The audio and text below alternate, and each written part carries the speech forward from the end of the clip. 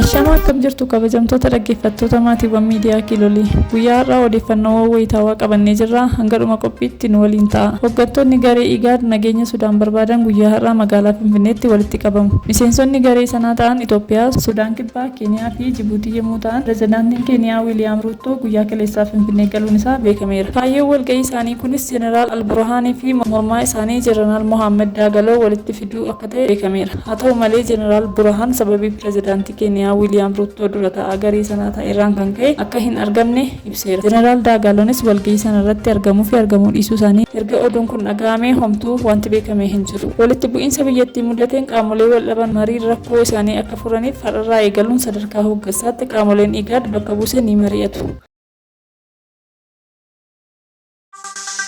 Caffeen Oromiyaa yaa'isaa idilee shanaffaa waggaa lammaffaa bara hojii caffee ja'affaa guyyaa har'aa ni ta'a.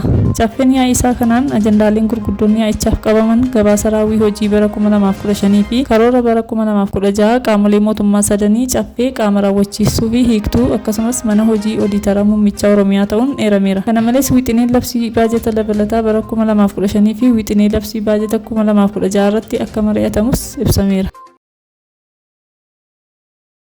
Jilli nageenya mana amantaa Kiristaanaa Ortodoksii Walooma eebbifamoo Abune Maatiyaasiin durfamu magaalaa Maqalee galeera. Jilli Paatriyaarkii Jalqabaa dursa qondaala Paappaasii Itoophiyaa hangafa Paappaasii Aksum teessoo Takla Hayimaanot eebbifamoo Abune Maatiyaas dabalatee Paappaasiiwwanii fi jaarsolii biyyaa of keessatti hammate kun wayita buufata xiyyaaraa idil addunyaa Aluulaa Abbaa Naggaa ga'u hooggantoota bulchiinsa yeroo naannoo Tigraayin simatameera. Jillichi pirezidaantii bulchiinsa naannoo Tigraay obbo Geetaachoo Raddaa waliin mari'achuu ibsameera. Kan dhaggeeffattoota keenyaa qophii keenya har'aa asuma irratti goolabnaa turtii gaarii qabaadhaa. Laayik, sheer, sabskiraayib gochuun nu hordofaa. Galatooma.